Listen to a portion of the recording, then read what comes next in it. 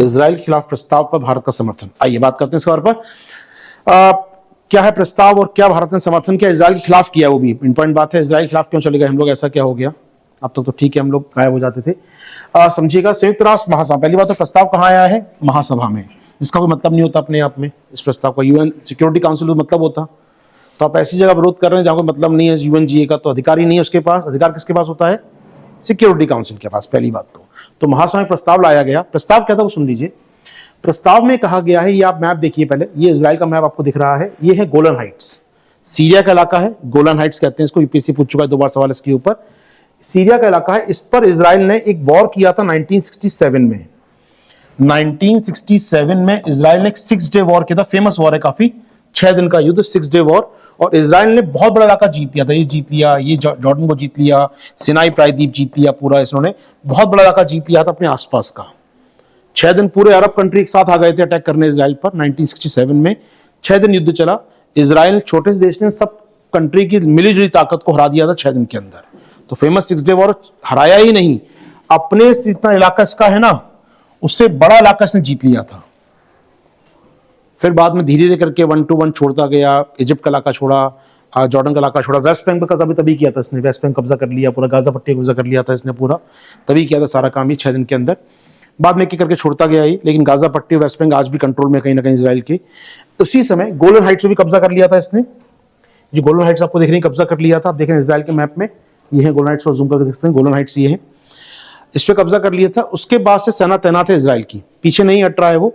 कुछ इलाके में यूएन की सेनाएं आ गई हैं, कुछ इलाके में यूएन, ये आप देख रहे हैं मैप में आपको दिख रहा हो गोलन हाइट्स 2 भाग बटा हुआ। अगर मैं कहूँ आपसे, ये है गोलन हाइट्स पूरा, ठीक है, ये है पूरा गोलन हाइट्स सीरिया का इलाका, ये 2 भागों में बटा हुआ है। एक भाग ये थोड़ा सा आपका साइडलाइन कर दें इसको, तो छोटा सा इलाका यूएन के पास है, ये यूएन ही कंट्रोल में है, जिससे एक बफर हो जाता है इजरायली सेना और सीरिया के बीच में, है गोलन हाइट्स के इलाके में ही, बीच में यूएन की सेनाएं तैनात हैं यहाँ पर, जिससे सीरिया के इलाकों में और इजराइल द्वारा कंट्रोल्ड इलाकों में क्या हो जाता है, एक बफर तैयार हो जाता है। तो यूएन की सेनाएं, बाकी इलाके पे किसकी सेनाएं यहाँ पर? इजरायली सेनाएं हैं। तो आज भी गोलन हाइट्स पे इजराइल का कब्जा है काफी बड़े इलाके पर, कुछ इलाका यूएन कब्जे में है। अब यहां पर न्यूज है वो सुन लीजिए। यूएन महासभा ने प्रस्ताव पास किया है जिसके तहत इजरायली कंट्रोल वाला जो गोलन हाइट्स का इलाका है, उससे कहा गया पीछे हट जाइए, आप इसके इलाके को छोड़ दीजिए। तो महासभा का प्रस्ताव आया है, इजिप्ट में प्रस्ताव रखा था, भारत ने समर्थन किया है। लगभग 190 देशों में से 90 से अधिक देशों ने समर्थन किया प्रस्ताव का, कुछ एब्सेंट रहे, कुछ ने समर्थन किया। भारत ने क्या किया है, सपोर्ट किया है कि इजराइल को जो कब्जा कर रखा है गोलन हाइट्स के इलाके पर, उससे पीछे हट जाना चाहिए। क्लियर है हमको यहाँ पर ये? तो गोलन हाइट्स की बात देख लीजिए, थोड़ा सा मैप वैप काम आएंगे, 2-3 चीजें काम आएंगी, पूछ चुका है यूपीएससी को इस क्वेश्चन गोलन हाइट्स पर। पहली बात तो गोलन हाइट्स आप देख रहे हैं किसके देश में आती हैं, ये सीरिया में आती हैं। पहली बात, गोलन हाइट्स पर कब्जा किसका है? इजराइल और यूएन का कंबाइंड है। कुछ पार्ट पे यूएन का, छोटे से पार्ट में बफर के रूप में, एक सीमावर्ती इलाके बफर के रूप में एक प्रकार से, और अधिकतर पे कब्जा है इजराइल का। दूसरी बात, तीसरी बात, ये जो इलाका यहाँ पर एक फेमस माउंटेन है, माउंट हेरमोन, आप देख रहे हैं ऊंचा इलाका है ये, माउंट हेरमोन। ये बनी है लेबनान और सीरिया की सीमा पर, ठीक है, माउंट हेरमोन याद रखेंगे, लेबनान और सीरिया की सीमा पर है। गोलन हाइट्स का सबसे ऊंची चोटी है ये माउंट हेरमोन, जो सीरिया सीमा पर है, किसकी? शॉर्ट ऑफ लेबनान और सीरिया की। तीसरी बात। चौथी बात आप याद रखिएगा कि यहाँ पर एक नीचे एक समुद्र है, नीचे सागर है छोटा सा, उसका नाम है सी ऑफ गैली। फेमस है ये सी ऑफ गैली काफी, क्योंकि इसी के नीचे आपका डेड सी बना, थोड़ा नीचे जाके आपका डेड सी से ऊपर आएंगे नॉर्थ में, तो बना है सी ऑफ गैली। तो गोलन हाइट्स का विस्तार कहां से कहां तक है? सी ऑफ गैली से लेकर माउंट हेरमोन तक। क्लियर है हमको ये? तो माउंट हेरमोन, यहां से पूरा ये इलाका कहलाता है आपका फेमस गोलन हाइट्स का इलाका। कब्जा कर रखा है इजराइल ने इसके ऊपर। तो गोलन हाइट्स में झील आपको दिख रही है, नीचे सी ऑफ गैली है, ये डेड सी बना है, नीचे डेड सी है, ये सी ऑफ गैली है यहाँ पर छोटा सा, और ऊपर बनी है माउंट हेरमोन, बीच का इलाका है गोलन हाइट्स का। कब्जा कर रखा है इजराइल ने 1967 से। इस पर यूएन महासभा में लाया गया एक प्रस्ताव। प्रस्ताव में क्या कहा गया वो सुन लीजिए। इंडिया ने इस प्रस्ताव के समर्थन में वोट किया है। क्या है प्रस्ताव? Deep concern over Israel not withdrawing from Syrian Golan Heights. Syria के गोलन हाइट्स से इजराइल सेनाएं नहीं ले रहा है वापस, इस पे चिंता जाहिर की इस प्रस्ताव में। तो बाद में हमें भी चिंता है इस प्रस्ताव पर। क्लियर है? इंपॉर्टेंट नहीं है, महासभा का प्रस्ताव है, लेकिन गोलन हाइट्स पर सवाल यूपीएससी, ऐसे प्रस्ताव 3-4 साल पहले आया था, तब यूपीएससी ने पूछा था गोलन हाइट्स कहां पर है, किनके बीच वादे थे गोलन हाइट्स? सीरिया इजराइल के बीच में। साल क्वेश्चन आया था ये, ठीक है। आप बोल सकते हैं कि कुछ नहीं है सीरिया के पास, यूएन के पास है थोड़ा, आप देख सकते हैं ये गोलन हाइट्स को अलग से मैप दिखा रहा हूँ मैं गोलन हाइट्स का आपको यहाँ पर, क्योंकि गोलन हाइट्स पूछ चुका है उसके अंदर मैप पे जा सकता है वो थोड़ा सा। तो ये पूरा मान लीजिए गोलन हाइट्स इस प्रकार का है, ये गोलन हाइट्स का इलाका है। तो माउंट हेरमोन है ऊपर यहाँ पर, ये सी ऑफ गैली है यहाँ पर, और लेक हुला है। डीप में नहीं जाना चाहिए इतना वैसे उसको, लेकिन झील हुला है यहाँ पर एक बीच में बनी है सीमा पर, इजराइल और मुझे कहना चाहिए सीरिया की सीमा पर। गोलन हाइट्स के पश्चिम में इजराइल सीरिया की सीमा पर लेक हुला। क्योंकि इजराइल बहुत चर्चा में है तो हो सकता है गाजा पट्टी में सवाल ना देके यहाँ से पूछ ले सवाल वो, तो ध्यान रखिए इन चीज़ों के बारे में, क्वेश्चन आ सकता है। तो माउंट हेरमोन लेबनान और सीरिया की सीमा पर है, बाकी ये लेक हुला है यहाँ पर इजराइल और सीरिया की सीमा पर या गोलन हाइट्स के बीच में, और ये गोलन हाइट्स का इलाका यहाँ बनी है सी ऑफ गैली यहाँ पर। हो पाएगा याद? याद देखिए सी ऑफ गैली से ही ना बहुत से ये आपकी जो पहाड़ी है ना हेरमोन, यहाँ से निकलती है नदियां, उसमें एक फेमस नदी है जॉर्डन नदी।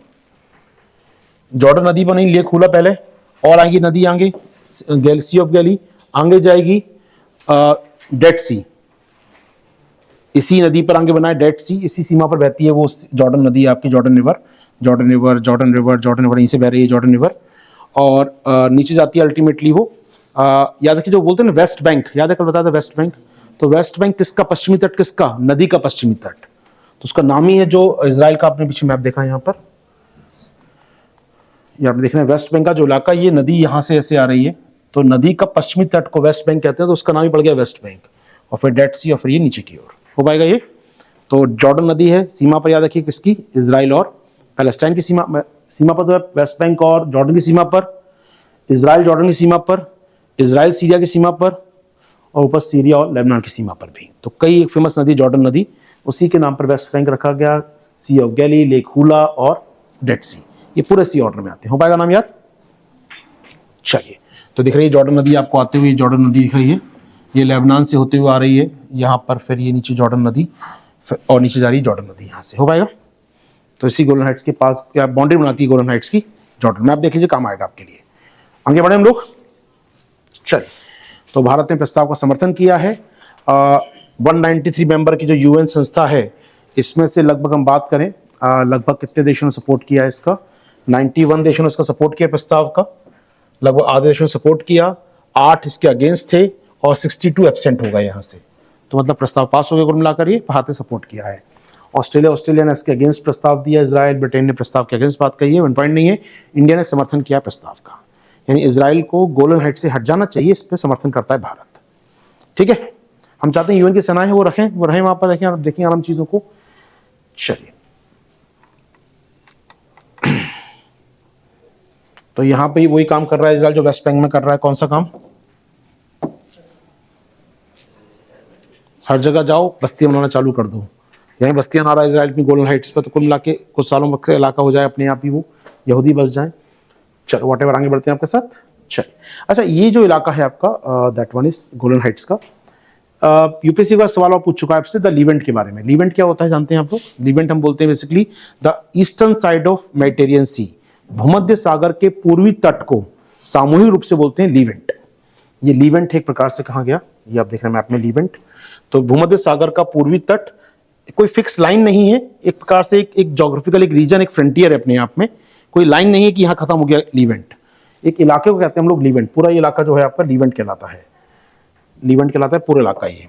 तो भूमध्य सागर का पश्चिमी या पूर्वी तट हो जाएगा इस केस में, भूमध्य सागर का पूर्वी तट का जो इलाका है, इसमें सीरिया आ गया, लेबनान आ गया, थोड़ा बहुत तुर्की का पार्ट, इसमें सीरिया का पार्ट, जॉर्डन का पार्ट, इजिप्ट का पार्ट, इराक या इजराइल, पैलेस्टाइन, लेबनान, ये सब किसमें आते हैं? आपके लीवेंट में आते हैं। और एक महान थ्योरी चलती है दुनिया में, ये जो लीवेंट पे कब्जा करेगा वो दुनिया पे कब्जा करेगा। ये कुछ लोगों ने कह दिया, कुछ कह के चले गए थिंकर ऐसे, तो सब पड़े पीछे लीवेंट के। इजराइल छोड़ने को तैयार नहीं लीवेंट को, जितना बड़ा इलाके पर कब्जा कर सकता है कर लो। तो लीवेंट थ्योरी यही कहती है, ऐसा थ्योरी कह के चलेगा कुछ एक्सपर्ट, कि जो लीवेंट पे कब्जा करेगा वो यूरोप पे कब्जा करेगा, एशिया पे कब्जा करेगा, वो अफ्रीका पे कब्जा करेगा, क्योंकि तीनों का जंक्शन है।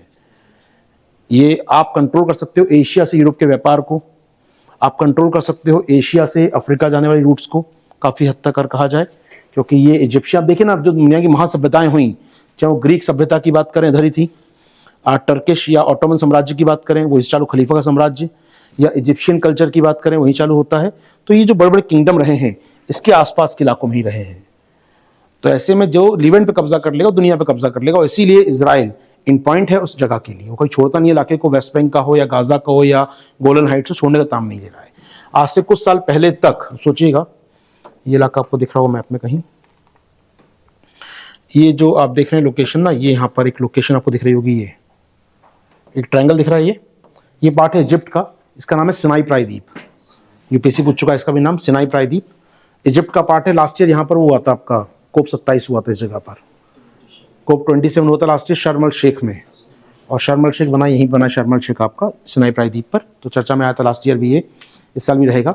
तो शर्म अल शेख हुआ था कोप 27-28 में, दुबई में होने वाला है इस बार, और वो आपका आता है सिनाई प्रायद्वीप में। इस पर अधिकार किसका? इजिप्ट का। जब 6 डे वॉर हुआ था, इस पूरे इलाके पे कब्जा कर लिया था इसराइल ने, इतने बड़े इलाके पर, छोटा सा इसराइल है यहाँ पर, इतने बड़े इलाके पर कब्जा कर लिया सिनाई प्रायद्वीप पर। इसराइल जितना है उससे 6 गुना इलाका जीत लिया था इसराइल 6 दिन के अंदर, 6 डे वॉर कहते हैं इसको। तो ये सिनाई प्रायद्वीप जो है ये जीत लिया था। बाद में 1976 में वॉर हुआ, बाद में 11 साल तक कब्जा रहा इसराइल का इसके ऊपर, कब्जा रहा इसराइल का इस एरिया पर। 11 साल बाद इजिप्ट ने एक एग्रीमेंट किया था इसराइल के साथ, नोन एज कैंप डेविड समझौता, फेमस है, यूपीएससी पूछ चुका है इसको भी। कैंप डेविड समझौता अमेरिका की मध्यस्थता में समझौता हुआ, जहां इजिप्ट पहला देश बना दुनिया का या अरब वर्ल्ड का जिसने इसराइल को मान्यता दी कि वो एक देश है। तो उसने मान्यता दी, हाँ भैया इसराइल में कंट्री मानते हैं आपको हम लोग, एक कंट्री हो आप। तब इसराइल ने इस सिनाई प्रायद्वीप को हैंड ओवर किया था वापस इजिप्ट को।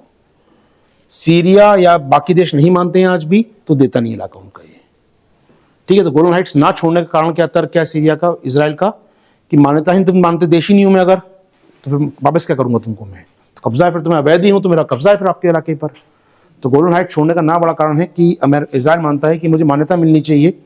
जैसे आजकल अब्राहम अकॉर्ड सुन रहे हैं आप लोग, होते रहते हैं, यूएई ने कहा भाई ठीक कंट्री है, सूडान ने कह दिया कंट्री है, मोरक्को ने कह दिया कंट्री है। तो अब्राहम अकॉर्ड क्या कर रहे हैं, एक एक करके अरब वर्ल्ड के देश इसराइल को मान्यता दे रहे हैं।